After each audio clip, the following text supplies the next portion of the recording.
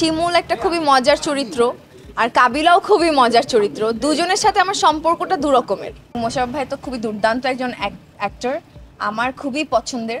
17,000 একবার পেয়েছিলাম, সবার থেকে সালামি কালেক্ট করেছিলাম। 17,000। 20 বছর বাঁচবো কিনা সেটারই গ্যারান্টি নাই, নিজেকে কিভাবে দেখবো। ঈদ নিয়ে আমার আসলে কোনো বেশি একটা পরিকল্পনা কখনোই করা হয় না। তো ঈদে তো ফ্যামিলির সাথে কাটানো হয়, আমার ভাই, আমার খালামণি, ওদের সাথেই থাকবো, ভালো ভালো খাবার খাবো, এই তো সুন্দর সুন্দর জামা পরবো।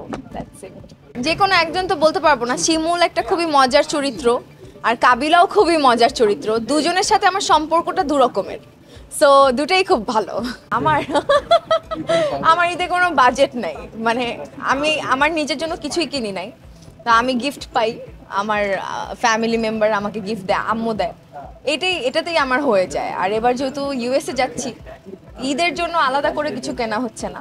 কাউকে বিরক্ত লাগে না, সবাই খুব মজার, ওদের সাথে থাকতে ভালো লাগে। ছোটবেলায় অনেক সালামি পেতাম, এখন অনেক সালামি দিতে হয়, এটাই পার্থক্য।